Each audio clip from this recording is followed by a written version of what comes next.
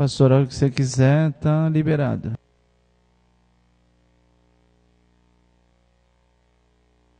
O microfone está no púlpito.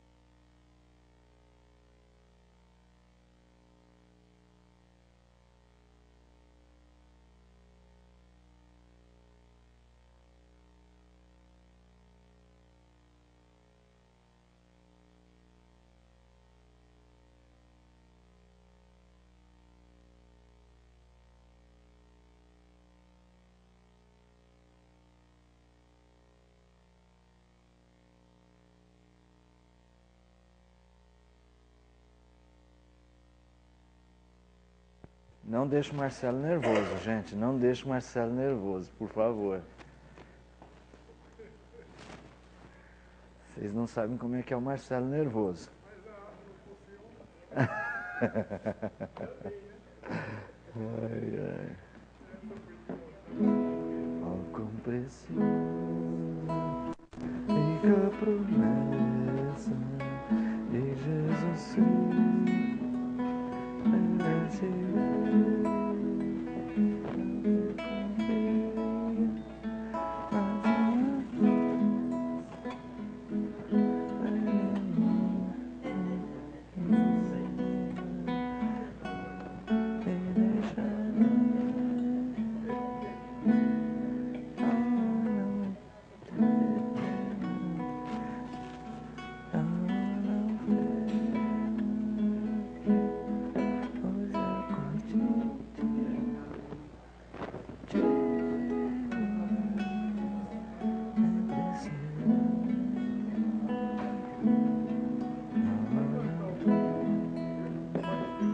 Pode distribuir.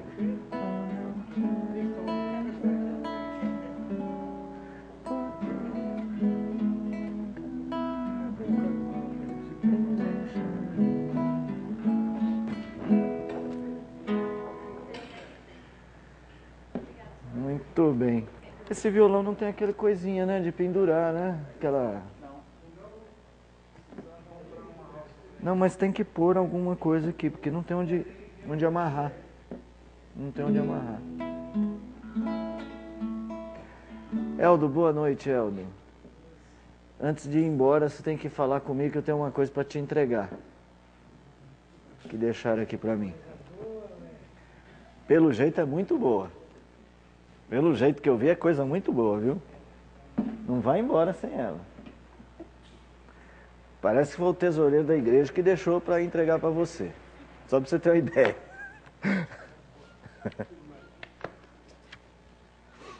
Meus irmãos, boa noite. Mais uma vez nós estamos aqui, né, para estudar a palavra do Senhor. Deus nos concedeu misericórdia dele. Não sei se podemos começar já, Valmir? Podemos, né? Possivelmente há pessoas nos acompanhando também pela internet, para quem a gente também dá nosso boa noite.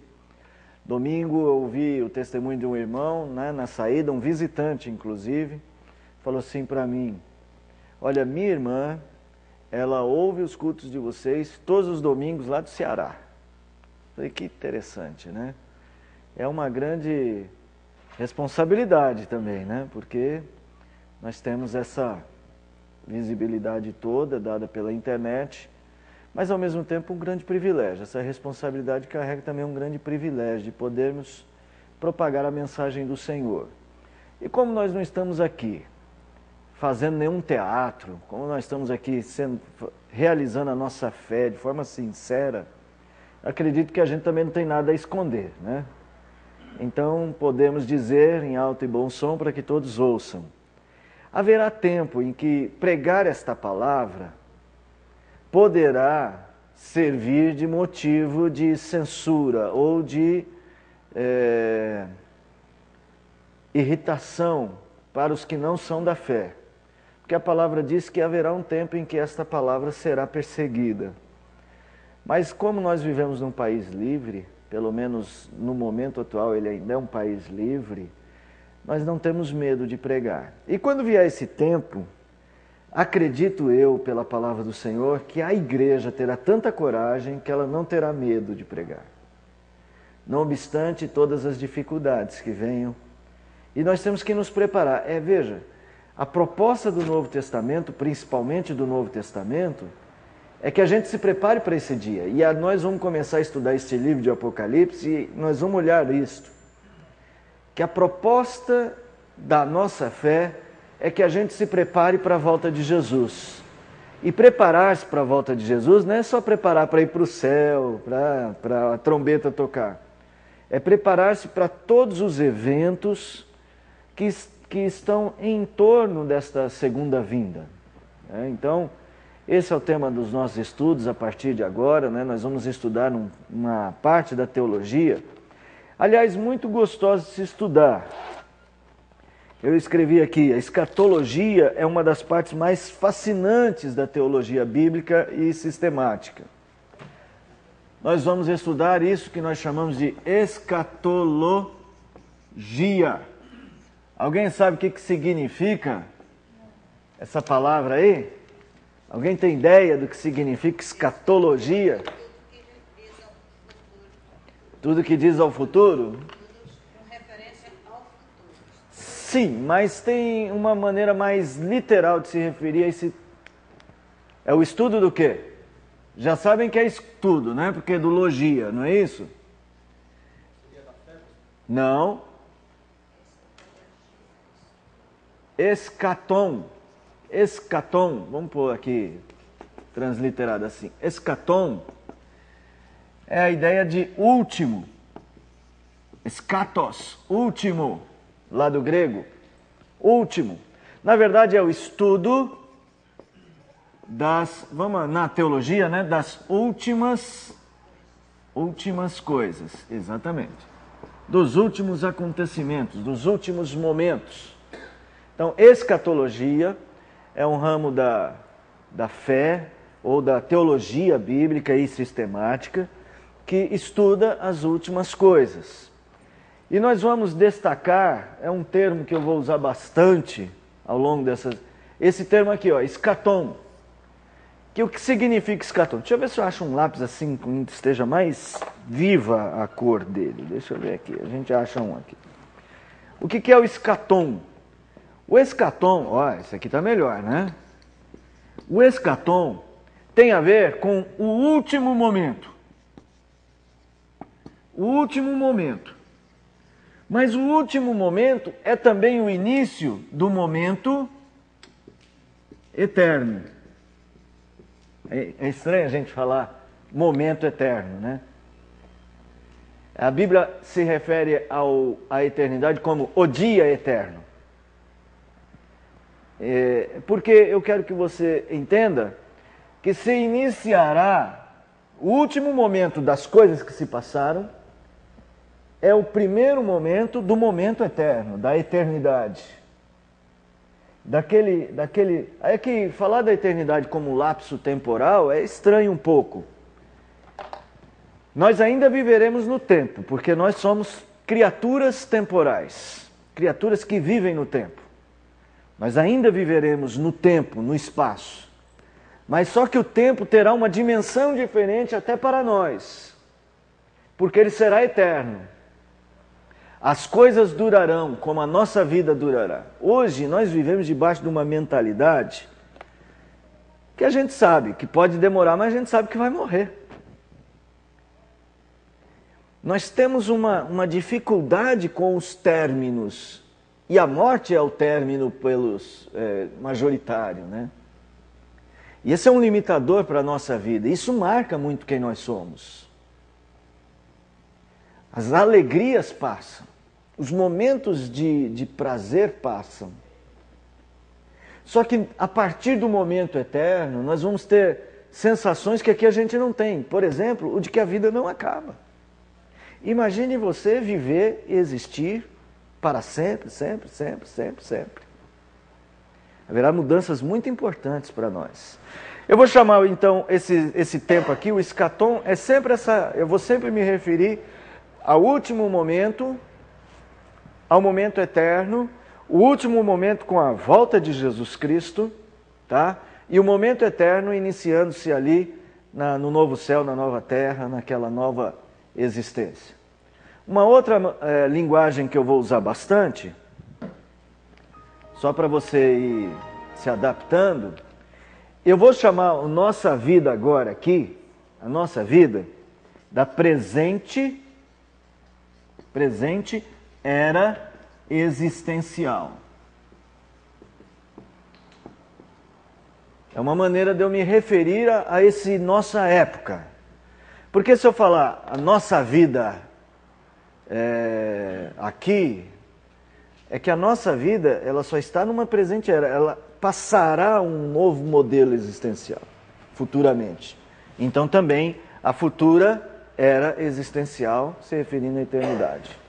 Tudo bem? É só nomenclatura, tá? Eu explico à medida que isso for chegando. Mas é para você já ir se acostumando com o que a gente vai falar a partir de agora, tá bom? Estou fazendo uma introdução do que vai acontecer. E esse estudo que nós vamos fazer de escatologia, veja, escatologia, não existe um livro na Bíblia que conta pormenorizado toda a escatologia. A gente precisa cruzar livros. Só que nós vamos cruzar livros estudando esses livros, alguns dos principais, não só livros, mas algumas passagens fundamentais. Então, por exemplo, o livro de Daniel. O livro de Daniel, não todo o livro, mas a boa parte do livro de Daniel, a partir do capítulo 7, 8 em diante, nós teremos muito estudo escatológico ali. Nós temos, por exemplo, alguns capítulos de Mateus, alguns capítulos das cartas de Paulo, capítulos da segunda carta de Pedro. Então, assim, a gente vai pegar esses textos e vamos tentar... A ideia é, como é que a gente vai estudar as últimas coisas? Juntando, né, juntando os relatos e formando uma avaliação lógica das últimas coisas, tá bom? Tudo bem? Estão assustados? Ninguém vai dormir hoje? Nós vamos estudar os livros e vamos tentar estudar os livros a partir das suas estruturas, os textos a partir das estruturas.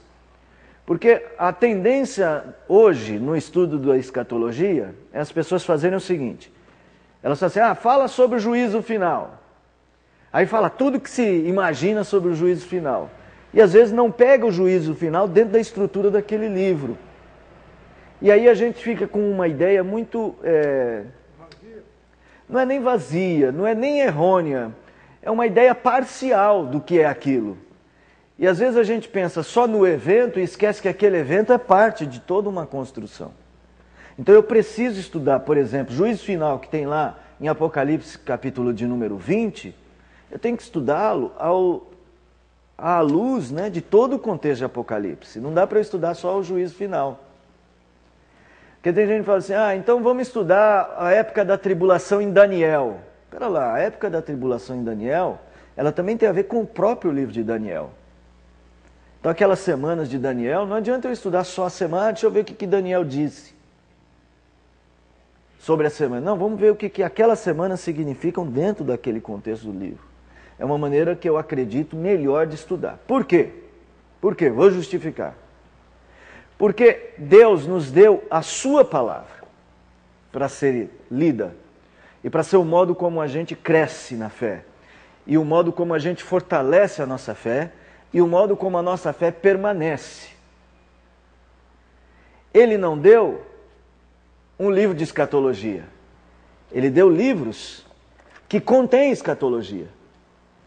Então, uma coisa é eu estudar escatologia fora dos livros e outra é eu aprender a ler o livro e ler o conteúdo escatológico a partir do livro.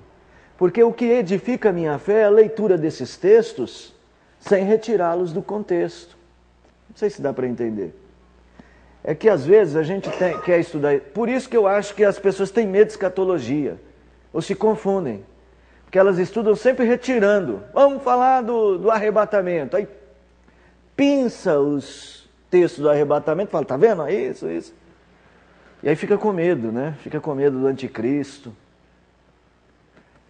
Olhando isso a partir do livro, a gente tem uma ideia melhor do que o escritor. Porque houve tempo na igreja em que, por exemplo, os leitores de Apocalipse não tinham condições de ler tudo junto, que nem a gente lê aqui. Alguns deles só tinham o livro de Apocalipse para ler, só 1 ou 2 evangelhos. E aquilo já sustentava a sua fé. Tá? O texto bíblico sustenta a nossa fé. Pois não? É errado dizer então que um estudo específico do livro de Apocalipse é escatologia também?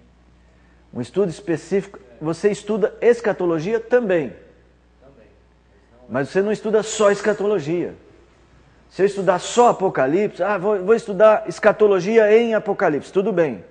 Agora dizer assim, eu vou estudar Apocalipse, estou estudando escatologia? Não só. Você está estudando outras, você está estudando soteriologia, você está estudando teontologia, que é o estudo sobre Deus, porque ali em Apocalipse também ensina atributos de Deus.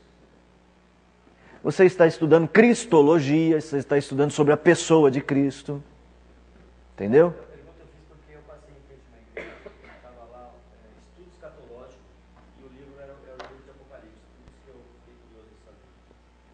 Então, eu posso estudar escatologia em Apocalipse, como nós vamos fazer aqui, né? Exatamente. Aliás, escatologia tem na Bíblia toda. É que existem textos mais importantes para isso, né? Mas toda a Bíblia tem conteúdo escatológico. Você pode estudar em Apocalipse escatologia, como pode... não estudar só escatologia. Eu vou estudar uma outra matéria. Tudo bem, meu irmão? Seja bem-vindo, viu? Quarta-feira. Seja conosco aí, fique à vontade, tá bom? Tudo bem, meus irmãos? Esse é o tema que nós vamos estudar, o estudo das últimas coisas. Vamos pegar o livro de Apocalipse, e no livro de Apocalipse nós vamos estudar a estrutura deste livro. Eu quero convidar você a acompanhar à medida que possível, aí na sua Bíblia. Se você não está com a Bíblia aí, quer fazer anotações, fique à vontade, tá? Se você, eu posso me aproximar de quem tem uma Bíblia, aí fica mais fácil, porque ver os textos ajuda bastante, tá legal? Até para você chegar em casa, que para mim é o grande objetivo, é você poder chegar em casa e você mesmo começar a ler esses textos com uma visão mais adequada deste livro, tudo bem? Vou pedir para um irmão fazer uma oração, por gentileza. Vou pedir para a Ivone nos dirigir a Deus uma palavra de oração. Depois eu quero convidá-los a cantar um hino. O hino 146, a segurança do crente. Ivone, tem aqui um microfone. Ivone, você pode orar?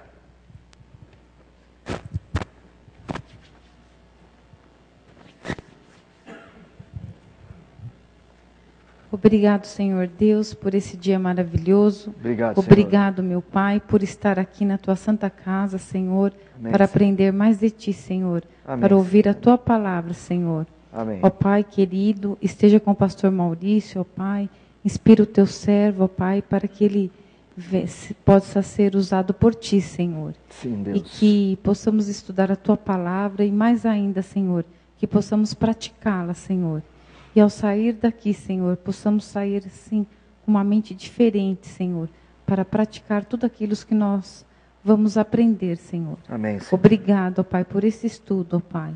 Eu te agradeço e te louvo por tudo. Em nome de Jesus Cristo, Teu Filho amado, com perdão dos meus pecados. Amém. Amém. Vamos ficar em pé, irmãos?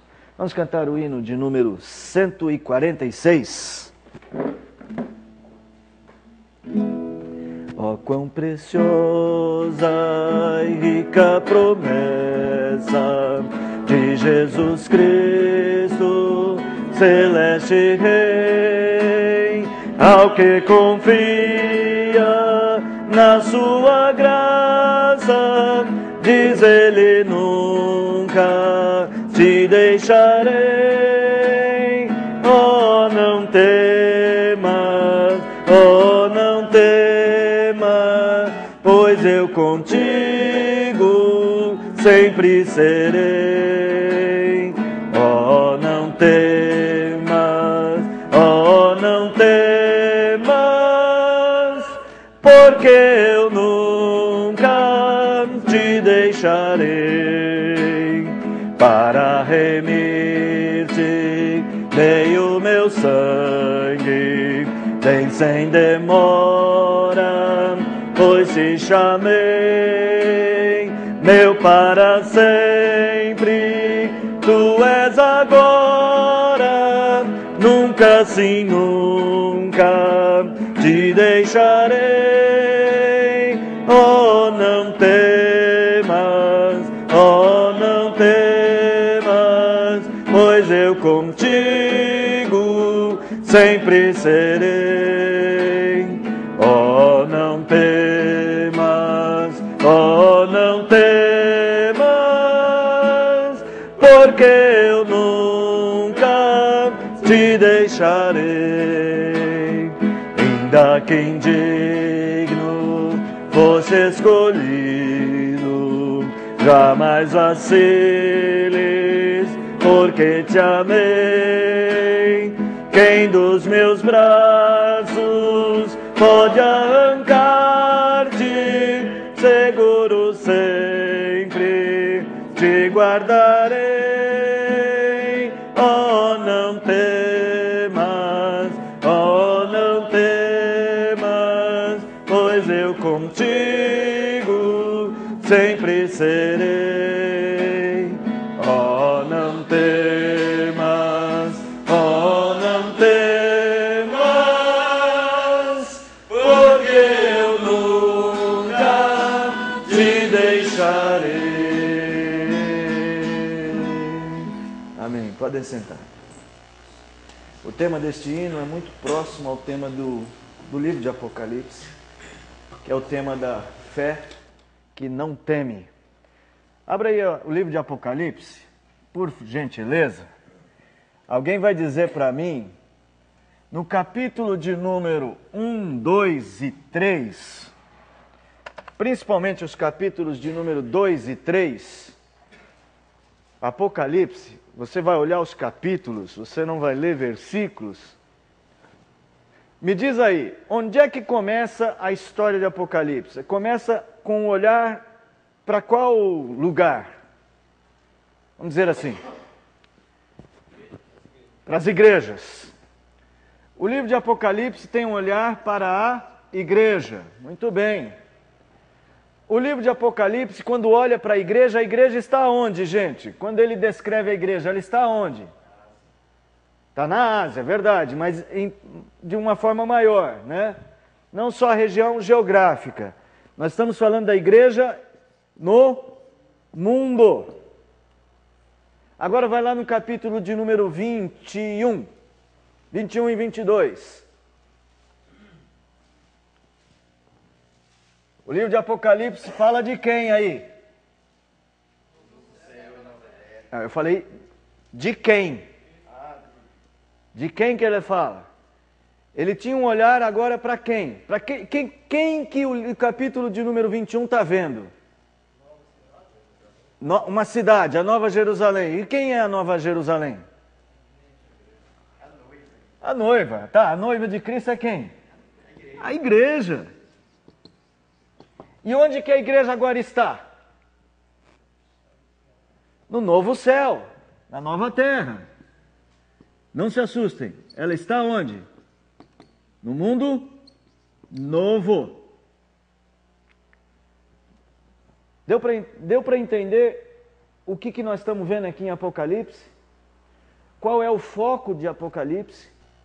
Mostrar para nós uma mudança, uma progressão de estado de coisas. As coisas começam na igreja, existindo no mundo, que aqui eu vou chamar, nós vamos completar, né? No mundo velho, mas no mundo caído, no mundo do pecado. Se você ver as descrições aí, você verá, conheço as tuas obras, mas ele também conhece as coisas erradas que ela fez. E ela conhece os problemas ele conhece os problemas pelos quais a igreja passa nesse mundo. Há igrejas perseguidas, há igrejas enganadas, e assim vai. E agora ele vai mostrar no livro de Apocalipse uma progressão de estado. É a igreja ainda, mas aqui até você vai ver, vi a noiva descer do céu, ela estava preparada, ela estava ataviada como noiva, não é isso? Que diz lá em Apocalipse, vai ver aí, capítulo 20, verso 3. Então ouvi grande voz vinda do trono dizendo, eis o tabernáculo de Deus com os homens, Deus habitará com eles, e eles serão povos de Deus, e Deus ministrará com eles. Então veja, aqui Jesus olha para a igreja e há uma certa distância, entenda a distância aqui, não que Jesus abandonou a igreja, mas Jesus é aquele que está nos céus e anda no meio dos candeeiros, e aqui Jesus é aquele que está junto com a igreja e mora com a igreja. É o tabernáculo de Deus, é uma progressão de estado.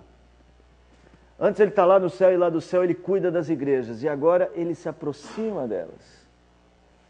Se você comparar os primeiros capítulos de Apocalipse com os últimos capítulos de Apocalipse, os capítulos onde ele olha para a igreja, você verá aqui sofrimento, você verá aqui lutas. E aqui você verá, por exemplo, lhes enxugará dos olhos toda lágrima, não haverá mais dor, não haverá mais pranto, não haverá mais morte. Aqui tem morte. Os lançarão nas cadeias, os matarão alguns. Eu posso ler um trecho aqui que a gente tem dúvida. Eu procurei para mim no papel, mas ficou sem uma resposta. E tem um irmão que quer saber. Se não tiver condições também, não vai queimar a cabeça com isso não. No meio da sua praça, de um e outra margem do rio... Capítulo 22, né? É, a árvore da vida, que produz 12 frutos, dando o seu fruto de mês em mês. As folhas da árvore são para a cura dos povos. Então, o meu amigo queria saber por quê, que lá não vai haver mais doença, nada dessas coisas. Agora, será que não é uma simbologia, alguma coisa aí? Lógico que é uma simbologia. Né? Lógico que é uma simbologia. A cura não é de doenças físicas aí, né? É a melhor... Bom, nós não vamos nos deter em determinados detalhes dos textos. Eu vou até explicar uma coisa. Eu não vou trabalhar aqui com as, como é que fala? Curiosidades de Apocalipse. Nós vamos trabalhar com a estrutura do livro.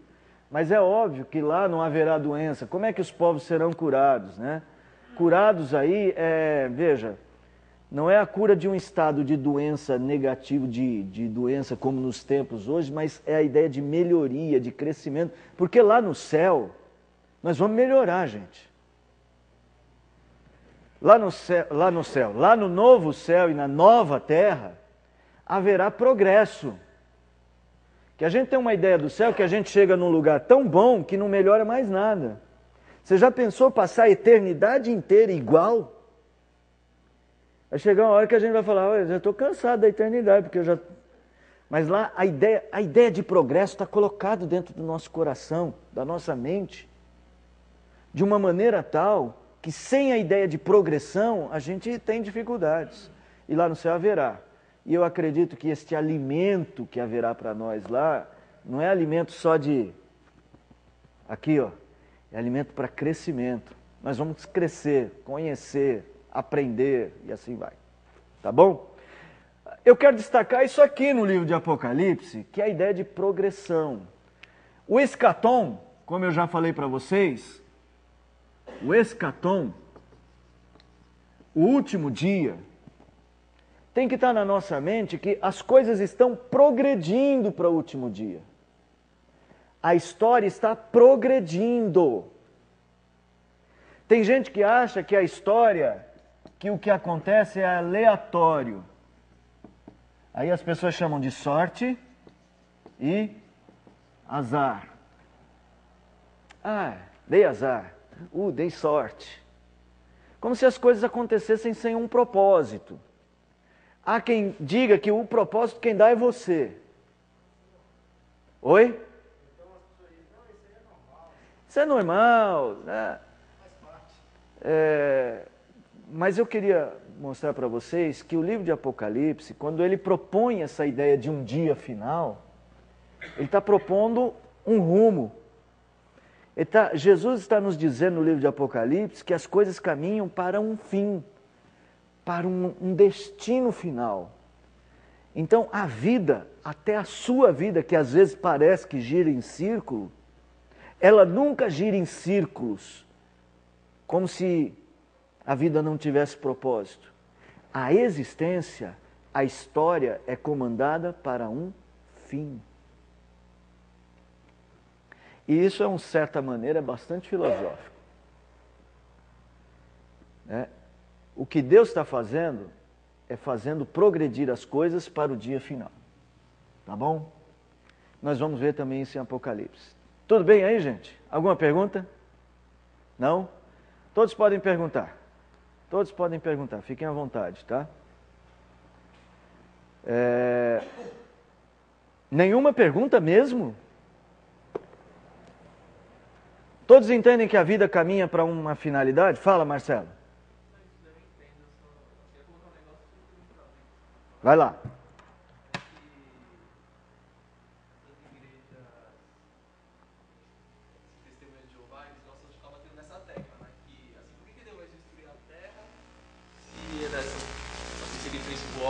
E fala que assim que o mundo assim que o céu vai ser aqui na Terra mesmo, né? E é isso mesmo, né? Assim, não. O céu não vai ser aqui na Terra. Assim, aqui na Terra vai ser a nova Terra. Do céu na ideia. Lê Apocalipse 21. Vi novo céu e vi nova terra. Não sei se eu já falei aqui, mas a gente tem que saber as distinções. O novo céu é uma coisa, a nova terra é outra. Eu, nesse aspecto, eu acredito que os testemunhos de Jeová têm um entendimento razoável sobre isto. Só que assim, Deus vai purificar. Não será a terra do jeito que ela está, porque ela está caída.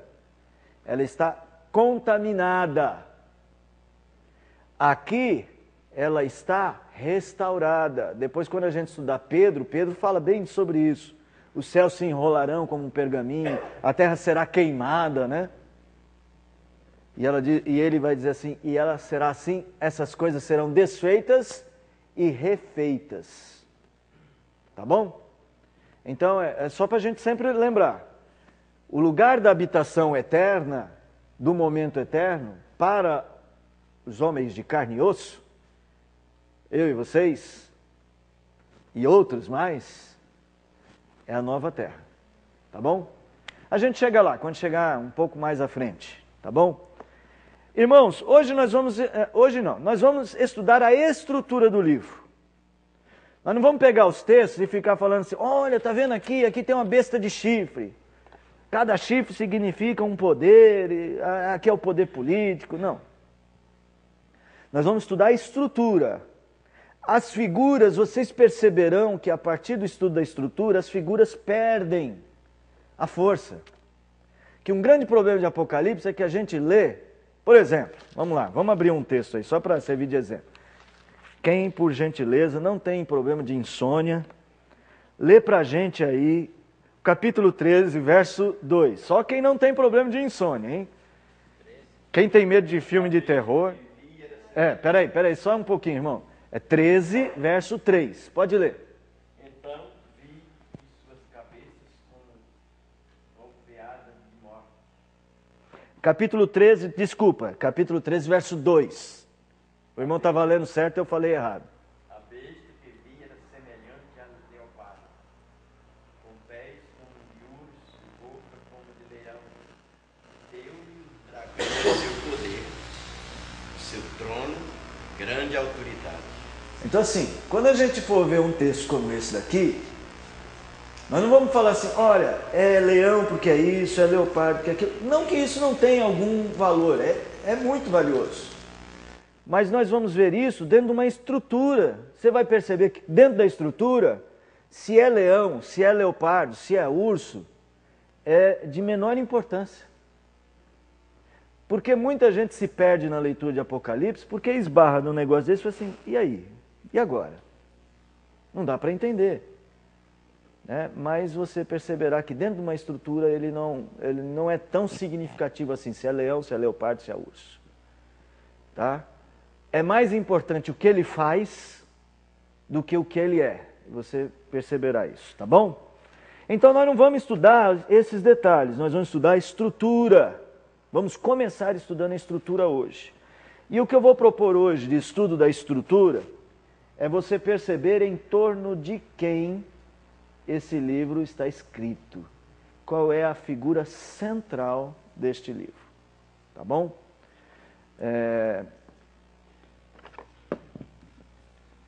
Alguém já tem ideia de quem seja a figura central deste livro? Opa! E aí, gente? Cristo. A igreja, ela é uma das personagens principais desse livro. Mas ela não é a figura central. A figura central é Cristo. Jesus Cristo. Capítulos 1 e 2. Fala da igreja no mundo, não fala? Não fala da igreja? Mas olha só o que diz o 1 e 2, não. 1 a 3. Perdão, 1 a 3. Fala da igreja. Mas a centralidade da igreja nestes capítulos é Cristo. Olha só. Alguém lê pra gente os versos, capítulo 1, verso 19 e 20. Escreve, pois, as coisas que viste, e as que são, e as que hão de acontecer depois destas. Quanto ao mistério das 7 estrelas que viste na minha mão direita, e as 7 candeeiros de ouro, as 7 estrelas são os anjos das 7 igrejas, e os 7 candeeiros são as 7 igrejas. Então, os 7 candeeiros são as 7 igrejas, certo? Quem é que está falando isso aí? Cristo, Jesus, que apareceu para João. Jesus aparece para João e Jesus traz 7 estrelas na mão e 7 candeeiros. E Jesus fala, calma, as 7 estrelas são os 7 anjos, os 7 candeeiros são as 7 igrejas. Agora outra pessoa, leia aí para a gente o verso 1 do capítulo 2. Ao anjo da igreja em Éfeso escreve: estas coisas diz aquele que conserva na mão direita as 7 estrelas, que anda no meio dos 7 candeeiros de ouro. Eu queria só que você percebesse que aqui Jesus é figura central, anda no meio dos candeeiros, que é a igreja. Você vai pegar esses 2 capítulos e você perceberá que Jesus é a figura central da igreja. A figura central da igreja não é o ministério, como muitas vezes parece, né? Parece que o objetivo central das igrejas é manter seus ministérios. Em Apocalipse, não. O propósito central da igreja é Cristo. Em Apocalipse só não, né? Em toda a Escritura. Cristo é o centro da existência da igreja. Uma igreja tem que viver para Cristo. Uma igreja de Cristo vive para Cristo. Você lê isso nas páginas do Novo Testamento o tempo todo, porque Ele é o centro, Ele é o cabeça. Ele não é só o centro da igreja, nós vamos ver. Ele é o centro de todas as coisas. Olha só, vamos saltar para o capítulo de número 4. Capítulos 4 e 5. Capítulos 4 e 5. Alguém lê para a gente o verso 1 e 2 do capítulo 4. Depois destas coisas olhei, e eis não somente uma porta aberta no céu, como também a primeira voz que ouvi, como de trombeta, ao falar comigo, dizendo: sobe para aqui, te mostrarei o que deve acontecer depois destas coisas. Até aí. Agora, irmão, quem é que está falando? É a primeira voz que ele ouviu. Quem que é? Vamos lá, gente. João ouviu uma voz. A primeira que ele tinha ouvido. Jesus. Jesus chega para João e fala, agora vem aqui que eu vou te mostrar algumas coisas. E ele vai lá e mostra. Um anjo vai, veja só. Imediatamente eu me achei em espírito, verso 2. E eis armado no céu um trono, e no trono alguém sentado. Agora João chega. Ele vai ter uma visão. E a visão que ele tem é de quê? De um trono. Ele não vê só o trono. O que ele vê mais? Alguém sentado. E esse que se acha sentado é semelhante no aspecto à pedra de jaspe, de sardônio, e ao redor do trono há um arco-íris, semelhante ao aspecto de esmeralda. Ao redor do trono há 24 tronos, e sentados nele 24 anciãos vestidos de branco, em cujas cabeças estão coroas de ouro. Do trono saem relâmpagos, vozes e trovões, e diante do trono ardem 7 tochas de fogo, que são 7 Espíritos de Deus. E assim vai. Vamos ver quem é que está no trono. Vamos lá. Eles vão cantar para a pessoa que está no trono. Verso 11, o que ele diz? Tu és digno, Senhor Deus nosso, receber a glória, a honra e o poder, porque todas as coisas tu criaste, sim, por causa da tua vontade e eram foram criadas. Quem é que está sentado no trono, gente? Cristo. Deus, evidente, Cristo sentado no trono. Mas não dá para a gente ler todos os textos, mas só para você perceber que é Ele. Ele diz assim, ele diz, tu és digno, não é isso? Olha o capítulo 5, vai falar, vi na mão daquele que estava sentado no trono um livro escrito por dentro e por fora, e todo selado de 7 selos. Vi também um anjo forte que proclamava, quem é digno de abrir o livro? Aí aquele que estava sentado no trono, João chorava muito, verso de número 4, porque ninguém foi achado digno de abrir o livro, nem mesmo olhar para ele. Todavia um dos anciãos disse, não chores, eis que o leão da tribo de Judá, a raiz de Davi, venceu para abrir o livro e os seus 7 selos. E essa é uma referência a Cristo, o leão da tribo de Judá, a raiz de Davi, que é o filho de Davi, o que venceu. Fala, meu irmão. Não, é o cântico, e venceu e o livro abrirá. E o livro abrirá. É mesmo, tem esse cântico aqui. No trono está Cristo, e tudo acontece ao redor do trono. Isso é importante. As coisas acontecem ao redor do trono. Os anciãos estão ao redor do trono, os 7 espíritos estão ao redor do trono, os milhares e milhares estão ao redor do trono. João olha para a terra e vê a igreja. E ele vê Cristo no centro da igreja. João é levado a ver uma realidade celestial, não material. E o que ele vê? Ele vê o céu, e ele vê o trono, e ele vê todas as coisas no céu ao redor do trono. Vocês entenderam o que eu estou chamando de centralidade de Cristo? Vamos ver isso em outros textos? Abra aí, Efésios, capítulo de número 1. Deixa marcado aí, Apocalipse. Efésios 1.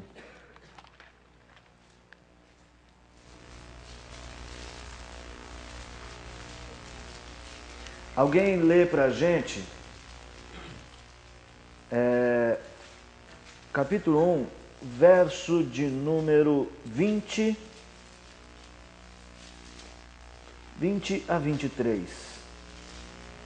Efésios 1, 20 a 23. O qual exerceu ele em Cristo, ressuscitando dentre os mortos e fazendo sentar à sua direita nos lugares celestiais. Então, só estou chamando a sua atenção, pegando no meio de uma frase, né? Deus ressuscita Cristo e faz ele assentar. Então você sabe do que nós estamos falando. Estamos falando do trono. Continua. Acima de todo principado e potestade e poder e domínio e de todo nome que se possa referir, não só no presente século, mas também no vindouro. E pôs todas as coisas debaixo dos pés e para ser o cabeça sobre todas as coisas, o deu à igreja, a qual é o seu corpo, a plenitude daquele que a tudo enche em todas as coisas. Você vê Paulo descrevendo Cristo como cabeça sobre todas as coisas. Ainda aí em Efésios 1, Alguém lê para a gente o verso de número 9 e 10. Outro irmão. Não vem das obras, para que ninguém... Não, o capítulo 1, 9 e 10. 1, 9 e 10. Desvendando-nos o mistério da sua vontade, segundo o seu beneplácito que propusera em Cristo, Preste atenção agora. de fazer convergir nele, na dispensação da plenitude dos tempos, todas as coisas, tanto as do céu como as da terra. Convergir em Cristo, né? Todas as coisas indo para um vértice, convergir em Cristo, todas as coisas, tanto as do céu como as da terra. O livro de Apocalipse, então, já começa nos mostrando a centralidade de Cristo em todas as coisas, tanto as da terra como as do céu. Então, quando você lê Apocalipse, a primeira estrutura que você vai se deparar é a centralidade de Cristo. O livro bem estruturado é estruturado de maneira bem simples. Jesus Cristo é o centro de todo o livro. É ao redor dele que todas as outras figuras estão girando. Vamos mais à frente, vamos progredir um pouco aí. Nós temos no capítulo 5, gente, deu calor, eu vou tirar a blusa, tá? Vai assanhar o cabelo, não fica olhando pro meu cabelo. O microfone está na blusa, tirei o microfone junto. Já casei, né? Mas tem que andar bonito, né? Porque senão a mulher reclama. Vamos lá. O que aconteceu no capítulo 5? João estava chorando porque não tinha aparecido ninguém que abriu os selos, não é isso? E apareceu alguém para abrir os selos? Jesus abriu os selos. E o que são esses selos? Não sei, pastor. Os livros antigamente, não sei se você já viu, alguns diários das meninas ainda hoje tem isso, né? Era assim, os livros, né? Aqui tem um livro. Veja, eles tinham pergaminhos, tá? Eu estou usando o livro nosso, tá? Mas pergaminho também tem isso. Eles tinham livros e os livros tinham um fecho aqui, né? Já viram isso? Dá para entender que isso é um livro, um fecho. Tinha até alguns que tinham aquela coisinha de chave, assim, ó. O Diário das Meninas tem muito disso, né? Tranca ali para ninguém olhar o que ela escreveu. Os rapazes também fazem alguns diários, nem todos. Faz o seu? Pode começar hoje. Os livros tinham selos. Possivelmente, João estava vendo o quê? Um pergaminho, alguma coisa parecida assim, né? Talvez João estivesse vendo isso. E aqui tinha aquele selo do rei. Sabe aquela cera que o rei pegava o anel e punha ali. E eram 7. Eram 7 selos. Estes selos serão abertos a partir do capítulo de número 6. O Cordeiro abre os selos. E toda vez que um selo é aberto, aparece um agente, uma pessoa, ou no caso, cavaleiros, fazendo coisas. Existe um movimento, existe uma ação. Esta ação nós chamamos de história. É isso que o livro está dizendo. O livro está dizendo o seguinte, por exemplo, segundo selo, versículo de número 3. Vai lá, Guilherme, lê para a gente aí, 3 e 4. Quando abriu o segundo selo, ouvi o segundo servente dizendo, vem. Saiu outro cavalo, vermelho, e o seu cavaleiro. Foi-lhe dado tirar a paz da terra, para que os homens se matassem uns aos outros. Também foi-lhe dada uma grande espada. Veja só, a ideia do selo é o início de determinadas ações históricas. Quando se abre o selo, se desvenda a história, os acontecimentos. O que eu quero chamar a sua atenção? Que sempre será o Cordeiro que abre os selos. A história, ela é iniciada sempre em Jesus. Ele é o Senhor da história. O livro de Apocalipse, João não está só querendo mostrar o que vai... Ah, João, o importante para João, o que eu interpreto como importante para João aqui, é que João está dizendo o seguinte, não é que João está revelando, olha, as coisas ruins que vão acontecer. João está falando da história, os acontecimentos. E João está dizendo que tudo isso acontece quando o Cordeiro abre. Nada acontece se o Cordeiro não abre o selo. Entenderam isso? A ideia é assim, Jesus é quem conduz os acontecimentos. A igreja, o crente aqui, ó, faz de conta que está aqui o Tiago. Tiago, como é que é seu sobrenome, Tiago? Você é Felipe Tiago? Sabia não, a Miriam tem um Tiago também que é Tiago Felipe. Interessante. Então vai lá, Felipe Tiago, faz de conta que você é um crente do tempo de João. O Felipe Tiago, o Felipe Tiago está sendo perseguido no tempo de João.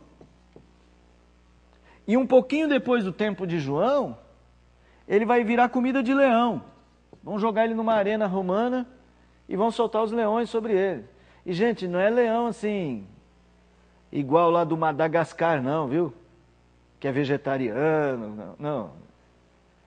É leão mesmo. E o Tiago vai fazer a pergunta, e agora? E Deus? E Cristo? João está dizendo, a história é conduzida por Cristo. Para mim, essa é uma das coisas que mais me encantam na doutrina bíblica. É que nunca eu preciso me desesperar, porque a história é conduzida por Deus. Sabe, você não precisa perder a esperança, porque todas as coisas concorrem para o bem daqueles que amam a Deus, só por um motivo. É Deus que faz as coisas acontecerem. Nós vivemos num tempo em que as pessoas, elas acreditam que a história é feita por elas. Tem até os livros de autoajuda de tome as rédeas da sua vida. Ou alguém te dá um conselho. É você quem faz o seu futuro. Você quem constrói o futuro. Na ecologia hoje é muito comum a gente ouvir as pessoas dizendo assim, nós precisamos construir um futuro sustentável. Eu acredito que nós precisamos trabalhar, mas nunca o homem dirige a história. O homem age conscientemente na história. Não significa que por isso eu apago a minha mente, fico aqui parado esperando a história chegar.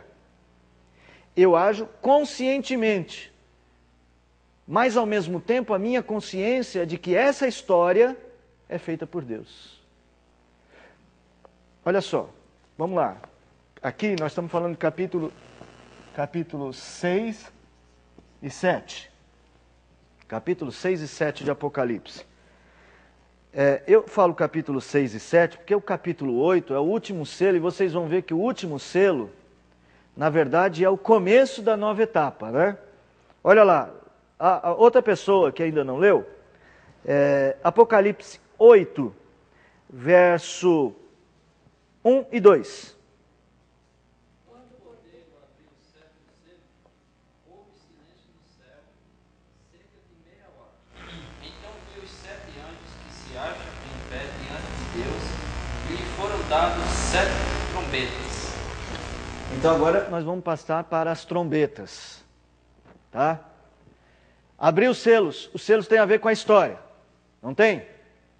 E se você ler, você vai perceber a história em termos de mundo caído. Você vai ver guerra, você vai ver peste, você vai ver isso lá nos selos. Agora quando fala em trombeta na Bíblia, principalmente em Apocalipse, o que você imagina? Esquece o texto aí. Não fala em trombeta, você pensa em quê? Eu penso em Jericó, né? Certo, mas mais que isso, vamos lá. Outra trombeta importante na Bíblia. De vitória. Trombeta da volta de Cristo. Veja, A última exatamente. trombeta soar. A última trombeta vai soar. Vem um arcanjo e toca a trombeta. Então eu devia ter feito a pergunta ainda mais específica. Quando você ouve falar em anjo tocando trombeta, o que você pensa, né? Cristo está voltando. Então você vai ver agora uma etapa, depois da direção da história, você vai ver uma etapa de trombetas, de anúncios de coisas finais. Isso também é dirigido por Cristo. A volta, o tempo do escatom, do último momento, são tempos dirigidos por Cristo. Cristo não está sentado lá no céu e de repente toca o despertador do final dos tempos e já chegou! Vai, me arruma a roupa rápido aí que eu tenho que voltar para a terra. Cadê os anjos? Cadê os anjos? Não. Cristo está pronto. Olha, só para você ter uma ideia. A terceira trombeta. Alguém lê aí versos 10 e 11. O terceiro anjo tocou a trombeta e caiu do céu sobre a terça parte dos rios e sobre as fontes das águas uma grande estrela, ardendo como tocha. O nome da estrela é Absinto, e a terça parte das águas se tornou em Absinto, e muitos dos homens morreram por causa dessas águas, porque se tornaram amargosas. Eu quero só que você perceba que esses tempos mais próximos do fim, aí sustentado pelos anjos que tocam as trombetas, também são tempos dirigidos por Cristo. Capítulo 8 e 9. É isso? 8, 9 e 10, né? Não, 8 e 9. É que 10 e 11 tem a sétima trombeta. Vamos pôr do 8 ao 11, que a gente engloba a sétima trombeta. O 11 tem uma parte que vai falar das testemunhas, que vai falar exatamente do tempo bem próximo do fim, quando as testemunhas de Cristo vêm. A gente vai falar disso mais para frente. Esse é um capítulo que a gente vai estudar com mais pormenorizado. Tá certo? Capítulo 11 de Apocalipse. Então hoje a gente só vai mostrar para vocês que Cristo está no centro da igreja, no centro do céu, todas as coisas acontecem, e no centro da história. Ele está dirigindo tudo isso. Então tudo está conectado com Cristo. Tudo. Absolutamente tudo. Pergunta? Alguma? Vai lá. Edição também tem a ver com as igrejas? Bom, tudo aqui tem a ver com Cristo e com a igreja. Porque a igreja vive dentro da história. Essa é uma fase em que o mundo sofre e a igreja também. Se vem, por exemplo, se vier aqui um terremoto, não pense que balança tudo, só a igreja fica, eu não senti nada. Não, balança tudo, cai igreja assim como cai prédio. Morre crente e descrente. Tá? Então tem a ver com a igreja. É a história. A única coisa é que a igreja tem que enxergar a história de uma maneira diferente. A igreja vai enxergar a história como um ato de Deus. E o mundo vai achar que é o aleatório. Tá? E nós sabemos que essas são coisas que têm que acontecer na vida da gente. Deixa eu parar um pouquinho só para falar sobre isso. Hoje há uma cultura no nosso meio evangélico brasileiro, e parece que é geral, nos Estados Unidos também, que é assim, de que o crente, ele não deve ter dificuldade na vida. Que dificuldade é coisa que não serve para o crente. Como se, ao tornar-se crente, ele ficasse imune aos problemas da vida. Mas eu e você sabemos que isso não é assim. Não precisa ninguém dizer para nós. Porque nós sabemos que somos crentes e sabemos que filho fica doente. Sabemos que a gente, às vezes, perde emprego. A gente sabe que às vezes as coisas não andam do jeito que a gente queria. Ou não? Não, no mundo tereis aflições. Pronto, Jesus já disse, no mundo passais por aflições. A única coisa que Jesus diz é isso que Apocalipse está dizendo. Tem de bom ânimo, eu venci o mundo. É exatamente isso que Apocalipse está dizendo.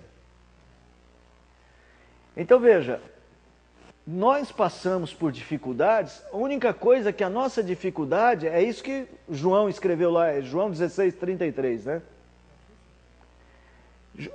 Deve ser, João 16:33. Vê aí se é isso mesmo? Deve ser. No mundo passais por aflições. Digo essas coisas estando ainda convosco. No mundo passais por aflições, mas tem de bom ânimo, eu venci o mundo. Se o irmão juntar o 33 de João 16 e o Salmo 34:19, como a Bíblia se interpreta pela Bíblia, lá no Salmo 34:19, o salmista muitas, no plural, são as aflições. Mas o Senhor de todas o livra. O mundo tem bom ânimo, então a gente nunca é vencido. Exatamente. Derrotado. A diferença não é que a gente não vai passar problemas. A diferença é isso que João quer para o Tiago Filipe lá do tempo dele. É que passando por isso, vocês não percam a visão de que Cristo dirige essas coisas. Então até essas coisas cooperam para o nosso bem. Porque nosso Pai, nosso irmão Jesus, nosso Senhor, nosso Salvador, conduz a nossa vida. E conduz não só a nossa, mas a história do mundo inteiro. É lógico que tem perguntas que nós fazemos, até com um certo tom de indignação, mas como pode tanta maldade nesse mundo? Crianças inocentes morrendo, brigas, guerras, fome. O que eu não posso perder de vista é a centralidade de Cristo em tudo. Isso vai tornar a sua fé mais consistente, sabia? Um dos grandes problemas que a gente vê na vida dos crentes de uma maneira geral é que muitos têm dificuldade para entender os momentos ruins e querem se apegar em doutrinas um pouco fantasiosas de que vão espantar o momento tomando um copo d'água. Ah, bebe esse copo d'água que o momento ruim vai embora. É a nossa fé que vence o mundo. E a nossa fé significa passar por tudo isto, isso é fé. Passar por tudo isso, sabendo que Cristo está na direção de tudo isso. Ah, pastor, então eu não devo buscar sair dos problemas? Não, lógico que você deve. A Bíblia não diz para a gente ficar no problema que ficar no problema é melhor. A Bíblia só está dizendo aí, quando você estiver em problemas, só entenda que Cristo dirige tudo. E que vai chegar uma hora que juntamente com a provação, com a tentação, Ele vai te dar o livramento. Só para te consolar. Abra aí 1 Coríntios 10:13. 1 Coríntios 10:13. Para você não ir para casa chorando totalmente, tá bom? Não vos sobreveio tentação que não fosse humana, mas Deus é fiel e não permitirá que sejais tentados além das vossas forças. Pelo contrário, juntamente com a tentação, vos proverá livramento, de sorte que possais suportar. A palavra tentação aí é a palavra grega tríblisis, de onde também vem a nossa palavra tribulação. Só para você entender que Deus é Ele que também te socorre. Ele te prova, Ele te socorre. Não perca a fé. Cristo está no controle, sempre. Sempre no controle. Não é só quando as coisas dão certo. Também quando elas não saem do jeito que você esperava. Ele continua no controle. Tudo bem? Eu quero ir para o capítulo 12 agora. Capítulo 12 até o capítulo de número 18 de Apocalipse. Né? Textos agora. Pois nós vamos ver. Eu já falei no sermão que eu preguei há algumas semanas atrás sobre Apocalipse ser um livro circular. Ele conta a história do começo, vai até o fim, depois conta do começo, vai até o fim, depois conta do começo e vai até o fim, várias vezes. Olha só. Ele começou com a igreja, no capítulo 1 e 2, não foi? Aí depois ele foi para o céu, para o trono. Aí ele foi para a história. Aí ele foi para as trombetas, que é o fim, certo? Não é isso que a gente viu? Hã? Sim, mas os selos são a história, lembra? Os selos têm a ver com a história. Tá? Agora ele vai começar a história de novo.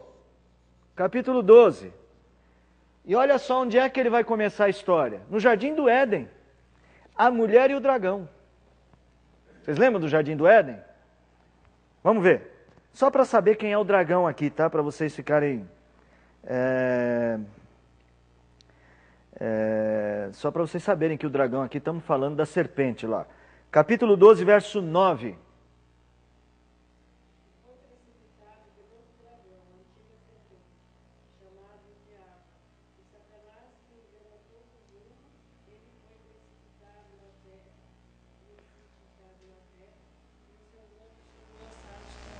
Então tá, o grande dragão, já sabem quem é, né? A antiga serpente. Nós estamos voltando ao Jardim do Éden agora. Começo da história. Só para você ter uma ideia, versículo 1. Viu-se grande sinal no céu, a saber, uma mulher vestida de sol, com a lua debaixo dos pés e uma coroa de 12 estrelas na cabeça. Lembra que eu disse para você que se você entende a estrutura, esses detalhes, eles diminuem a importância? Nós estamos falando aqui de uma mulher. Olha a estrutura. Achando-se grávida, grita com dores de parto. Você lembra? Aumentarei grandemente as dores do teu parto, que falou para Eva. Por que Deus falou aumentarei as dores do parto? Porque de onde ia nascer o Redentor? Gênesis 3,15. Alguém lê? Da semente da mulher, que esmagará a cabeça da serpente. Então o filho da mulher esmaga a cabeça da serpente. Lá em Gênesis, não é isso? Aqui em Apocalipse essa história está de novo. Ela está grávida. O que o dragão entendeu? Se ela está grávida, logo vou estar com a cabeça amassada. Porque o filho vai nascer. Aí viu outro sinal no céu, um dragão, versículo 3, grande, vermelho, com 7 cabeças, 10 chifres. Veja, diminui a importância do símbolo. O importante é ver uma mulher grávida e um dragão. Nasceu-lhe, pois, o filho varão. Nasceu o filho. Lê o verso 5, alguém lê aí. Nasceu-lhe, pois, um filho varão, e há de regar todas as nações com cetro de ferro. O seu filho foi arrebatado para Deus até o seu trono. Quando o cetro de ferro, você lembra do Salmo 2, não é isso? Ele regerá as nações com cetro de ferro. Está falando de Jesus. O dragão, a mulher, porém, fugiu para o deserto, onde lhe havia Deus preparado um lugar para que nele sustente durante 1260 dias. Aí há uma peleja no céu. Olha só. Começa a história no Jardim do Éden. Essa história já aponta para Cristo. Dessa história haverá uma peleja no céu, da qual Miguel e os seus anjos, olha só, tudo lá no início, Miguel e os anjos vencem Satanás. Eu não vou ler versículo por versículo, senão a gente vai até meia-noite, né?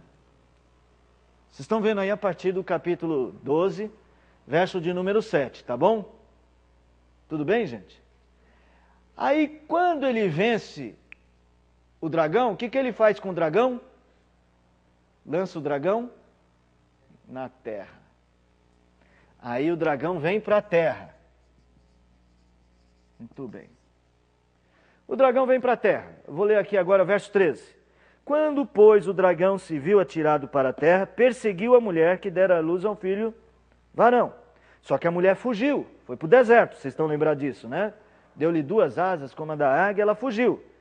Verso 15. Então a serpente arrojou a sua boca atrás da mulher, água como do rio, a fim de fazer com que ela fosse arrebatada pelo rio. A terra, porém, socorreu a mulher, e a terra abriu a boca e engoliu o rio que o dragão tinha contra a mulher.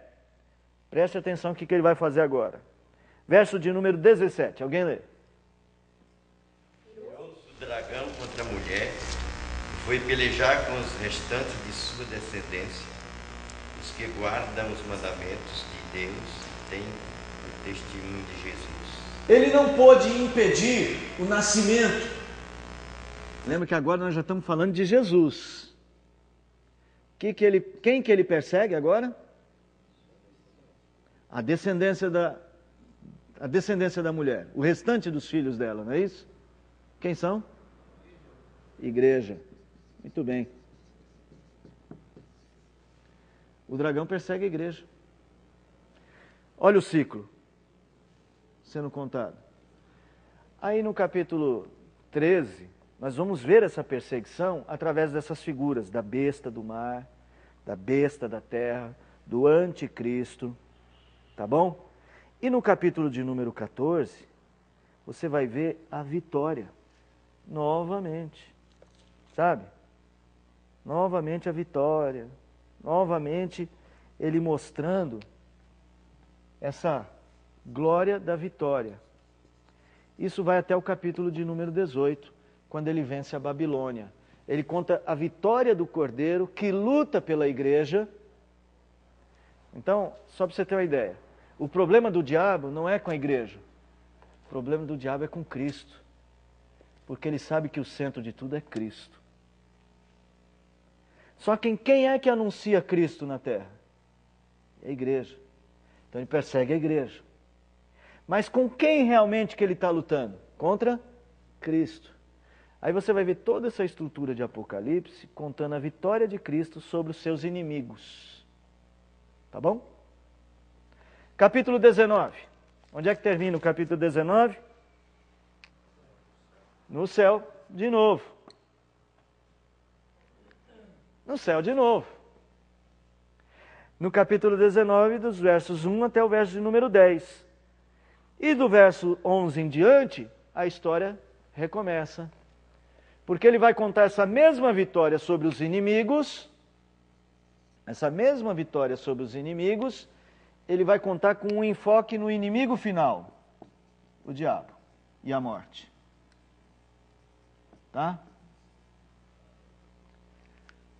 Então assim, do capítulo 19 até o capítulo de número 20, verso de número 15, você vai ter de novo o ciclo. Jesus, o Senhor dos Senhores, Rei dos Reis, com seu manto cheio do sangue da vitória sobre os inimigos. Ele com a sua espada, a espada que sai da sua boca, ele destrói os inimigos novamente. Esse aqui é aquele texto que eu preguei umas semanas atrás, aqui na igreja. E termina com o juízo final. Novamente você está chegando no final de todas as coisas. E o capítulo 21 e 22... a vitória final da igreja. Nós já vimos lá. Então, gente, o livro de Apocalipse, do capítulo 12 até o capítulo de número 22, conta a história. Quem é o grande vencedor? Cristo.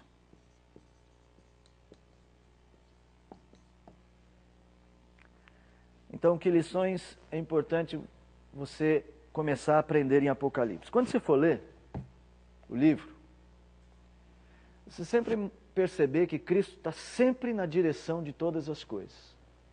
E isso era muito importante que os crentes soubessem no tempo de João. Porque os crentes do tempo de João não iriam ler esse livro para perguntar: mas João, o que significa essa coroa na cabeça da mulher? Algumas dessas simbologias eles já até entendiam. Para eles, o mais importante é eles saberem que Cristo dirigia todas as coisas. Esse livro está estruturado em Cristo. Tá? Alguém lê para a gente aí Apocalipse 1:8. Apocalipse 1:8. Eu sou o Alfa e Ômega, diz o Senhor Deus, aquele que é, que era e que há de vir, Todo-Poderoso. Nota só. Aquele que é, que era e que há de vir. Aquele que existe sempre, o Todo-Poderoso. Estou sempre no comando das coisas. Essa ideia daquele que é, que era e que há de vir, é principalmente a força naquele que é. Ele era e há de vir. É mostrar para eles o seguinte: ele de fato era porque ele morreu e ressuscitou, e ele há de vir porque vai inaugurar uma nova etapa. Mas a força é aquele que é. Você percebeu que ele não usa assim, aquele que era, que é e que há de vir. Ele diz, aquele que é, que era e há de vir. O importante é saber que Cristo é. A nossa fé não é só no Cristo que vem, no Cristo que veio, que às vezes a gente faz uma distância. A gente fala assim, Cristo já veio, morreu na cruz por nós. Cristo vai voltar e vai nos dar o novo céu e a nova terra. Mas se esquece de que o importante agora é saber que Ele é o Rei, o Todo-Poderoso. Ele é Todo-Poderoso. Essa é a ênfase do livro de Apocalipse. Você entender a cristocentricidade da existência, não só da igreja, de todas as coisas.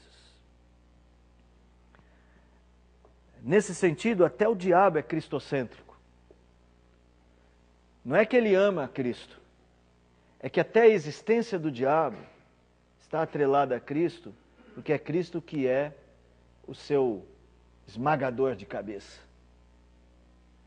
Até o diabo vai chegar no final das coisas e ele vai dar de cara com Cristo. A Bíblia diz lá em Filipenses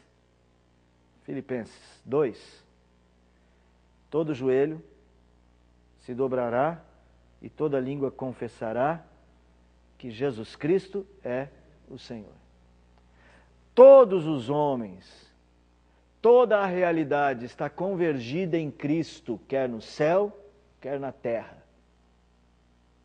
Quer as coisas materiais, quer as coisas não materiais, tudo converge em Cristo.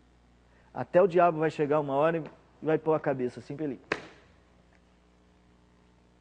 pisar. Tá? Então nós não precisamos temer o diabo. Nós temos é que conhecer o nosso Rei e viver para Ele. John Piper tem uma afirmação bem interessante. Eu não vou saber dá-la literalmente, mas é mais ou menos assim. Nosso maior inimigo, de fato, não é o diabo, mas o pecado que está em nós. Porque é o pecado que às vezes nos faz viver segundo a mente do diabo. O que eu proponho é que você nunca valorize o diabo mais que a Cristo. Essa era a proposta de Apocalipse. Para que a igreja não entrasse numa rotina em que ela iria viver, ai meu Deus, o diabo agora juntou suas hostes contra nós estamos sozinhos sem Cristo. É que mesmo quando aparentemente nós estamos perdendo, mesmo assim, nós estamos ganhando. Quando você olha, por exemplo, para a igreja perseguida, os exemplos que a gente tem ouvido aí da Eritreia e de outros países, que você vê que, pegou os crentes todos numa igreja lá, matou metade, outra metade jogaram fogo e deixaram eles machucados, prendeu o pastor, prendeu os líderes. Aí você fala, puxa, a igreja está perdendo. Mesmo quando a igreja está cercada, mesmo quando a igreja aparentemente está perdendo, ela ainda assim tem que ter o sentimento da vitória. A nossa vitória está em Cristo, não no que nós fazemos. para mim, esse texto maravilhoso do capítulo 20 de Apocalipse, no verso de número 9. Sim, 1 de Pedro 5, é isso mesmo. Não, 1 de Pedro 5? É. 1 de Pedro 5. Acho que é isso. Olha só, Apocalipse 20, verso 9. Marcharam então pela superfície da terra e sitiaram o acampamento dos santos e a cidade querida. Estava a cidade querida, a igreja, cercada. Se você ler a descrição desse exército que se reuniu lá para a peleja, é enorme, é poderoso. Mas o texto termina dizendo assim: desceu, porém, fogo do céu e os consumiu. É isso. Cristo é o Todo-Poderoso. Acredito que a melhor maneira de nos aproximarmos deste livro é justamente esta: a partir de Cristo Jesus, que é a realidade e o propósito central desta profecia. Mostrar a figura proeminente de Cristo em toda a sua história. É Jesus mesmo quem deseja apresentar-se à igreja como centro de todas as coisas. Ele não desejou apenas que os crentes o reconhecessem vivo ou que colocassem fé na sua ressurreição. Ele desejou que eles pudessem saber que tudo estava sendo dirigido para um fim, o escatom. A culminância de um plano definido por ele, no qual ele controla, o qual ele controla. O livro de Apocalipse, onde é que está? O livro de Apocalipse é um chamado para crer na realidade do Cristo vivo e na promessa da sua volta. Este então é o princípio fundamental para a leitura deste livro, a realidade que nos serve. Então vamos lá. Quando o Apocalipse está escrevendo tudo isso, ele está dizendo para nós assim: Cristo é real hoje, tanto é real hoje quanto era nos tempos em que ele estava aqui na terra. Só que hoje ele não está no estado de humilhação, ele está no estado de real, rei, governando tudo. Ser um cristão hoje é viver para ele. Se você não vive para Cristo, para mim, é essa dificuldade que você tem de crer na realidade dele. Se você vive demais para este mundo, se a sua perspectiva é muito mundana, ou viver para o mundo, para essa presente era existencial, você está limitando a sua relação com Cristo. Por isso é que Paulo vai dizer assim: se a nossa esperança em Cristo está somente nesta vida, nós somos mais miseráveis de todos os homens. Nós vivemos aqui, fazemos as coisas que temos que fazer, porque vivemos a história de Cristo. Mas nós sabemos que tem um final lá, gente. Põe feliz nisso, né, Sr. Adalto? Nós temos que saber que tem um final, e o final é Cristo. É o nosso encontro com Ele. Então, assim, a gente não pode se perder de objetivo. Eu posso fazer planos? Posso, gente? Eu posso e até devo fazer planos, porque eu tenho que ser responsável com a minha vida. Só que assim, os meus planos têm que incluir algo mais. Às vezes a gente é capaz de planejar a compra da casa própria. Vou comprar meu terreno, lá tá lá, você quer casar, né? Não sei se já quer casar, a mãe olhou feio. A mãe olhou feio. O pai lá em cima fez assim, ó, mas a mãe olhou feio. Né? Não, vou comprar minha casa, vou casar, vou ter uns 10 filhos e tal. Programa toda a vida. E agora ela olhou feio também, né? E o pai também, eu acho. Veja, mas se tudo isso que a gente faz não leva em conta que vivemos no reino de Cristo. Às vezes as pessoas têm filhos e esquecem de pôr Cristo no conjunto de toda a elaboração educacional dos filhos. Pensa na faculdade. Não, estou juntando dinheiro para fazer faculdade. Pensa na melhor escola. Não, eu estou pagando uma escola boa. Aí, por exemplo, não traz a escola dominical.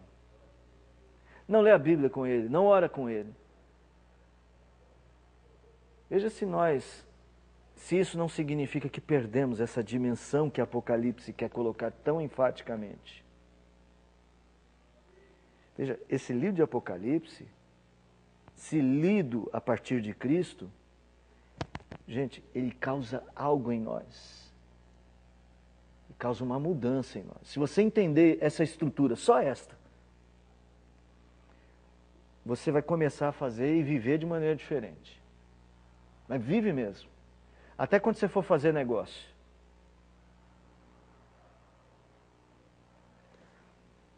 Eu tenho que terminar. Que horas são, gente? Estou sem relógio. Já passei do horário. Desculpa eu passar do horário. Quero encerrar.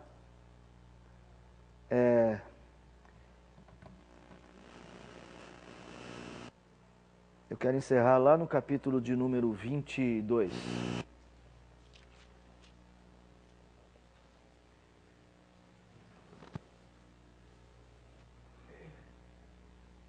Verso 11. Continue o injusto fazendo injustiça. Continue o imundo ainda sendo imundo. O justo continue na prática da justiça. E o santo continue a santificar-se. E eis que venho sem demora.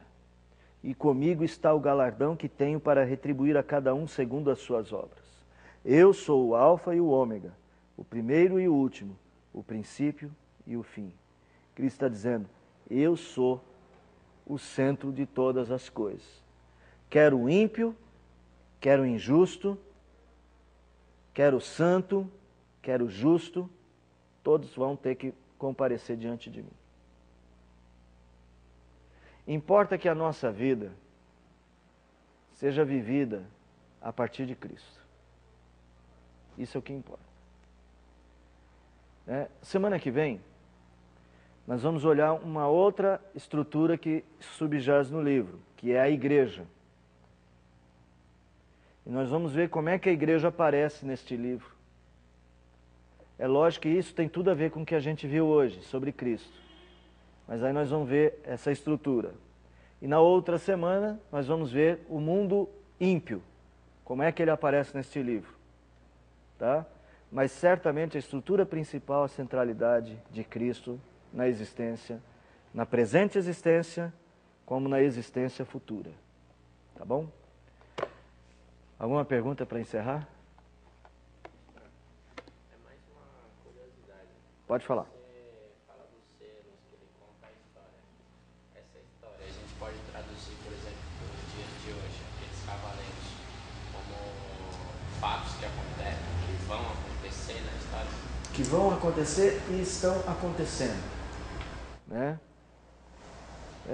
Lógico, nenhum livro vai conseguir contar a história toda em 4 frases. Então ali é só uma amostra de como as coisas que acontecem a partir de uma ordem de Cristo, que é a abertura do selo. E então ele pega alguns aspectos dessa história, e principalmente os aspectos trágicos, para mostrar como Cristo está. Por que o trágico aqui é usado? Porque era o que a igreja estava vivendo e iria vivenciar ainda mais intensamente ali. E que é a nossa perspectiva, porque o mundo nos odeia, gente. Isso não mudou. Pode estar um pouquinho mais confortável que aquele povo lá, mas não mudou o fato de que o mundo nos odeia. Então, é o que acontecerá e acontece ao longo da história. Tá? Eu volto a dizer que o importante não é o fato em si, mas a direção que Cristo dá. Você vai ver que é o cavaleiro que faz as coisas acontecerem. Não são que as coisas acontecem à toa. Ele faz, ele solta a peste, ele mata os homens. E esse cavaleiro, ele estaria simbolizando Cristo, ou uma imagem que virá e... Não, esse cavaleiro está simbolizando a força de Cristo no agir histórico. O cavaleiro não vai sair, estou vendo um cavalo vermelho lá, deve ser do Apocalipse. A ideia é os acontecimentos a partir dos seus agentes, né? Então, esse cavaleiro simboliza tanta coisa, né? Simboliza os agentes desses acontecimentos, tá? Não é um cavaleiro que sai. Há várias interpretações, mas há aqueles que interpretam literalmente que esse cavaleiro seria um anjo, que é esse anjo que faz os homens maus fazerem guerra. Ele chega lá, cutuca ele com a espada e ele vira mal.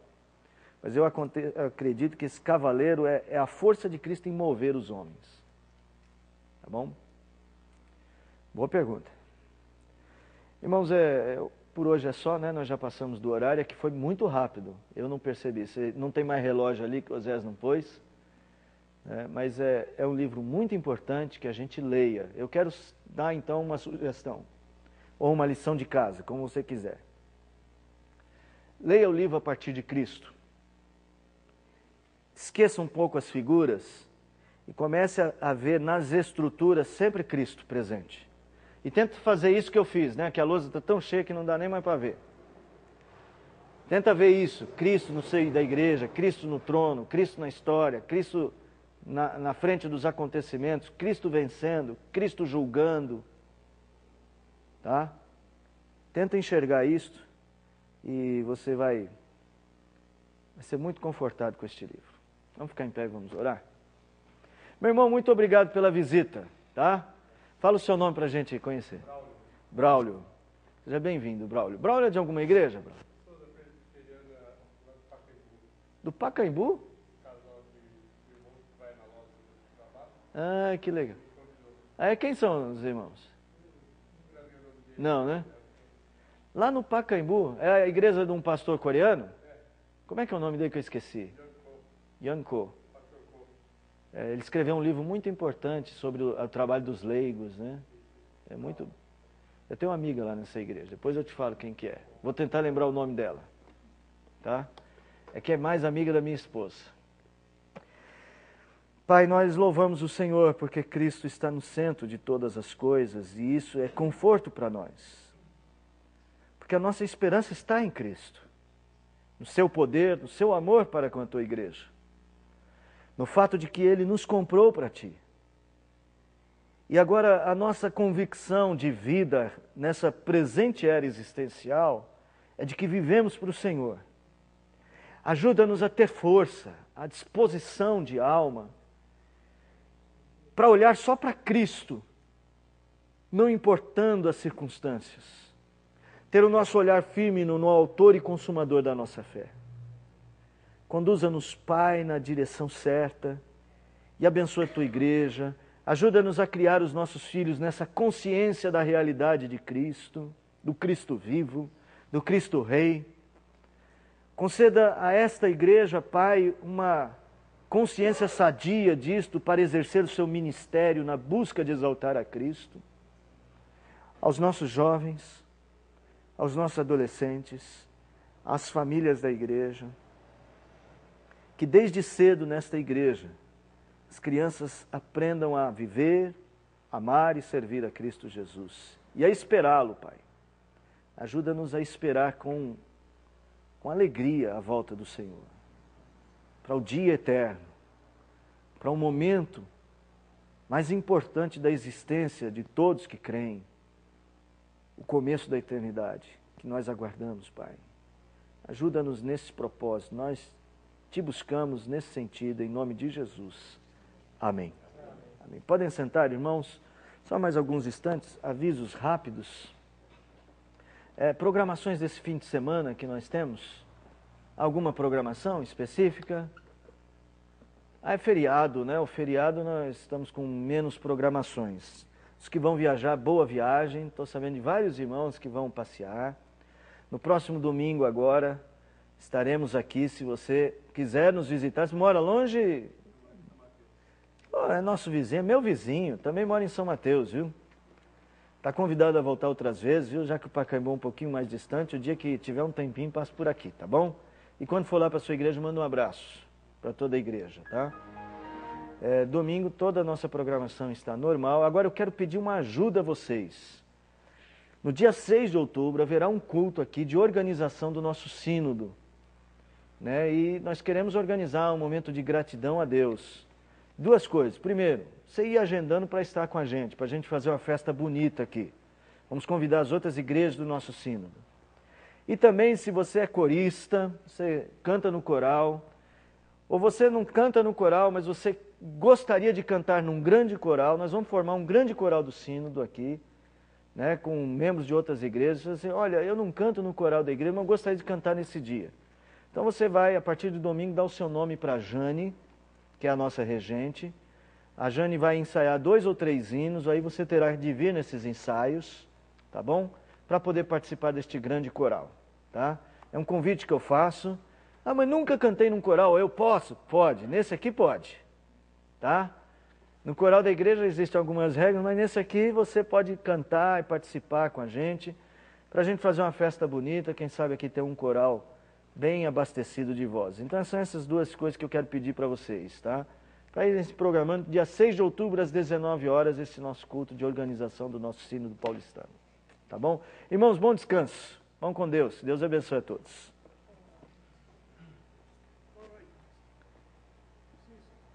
All right.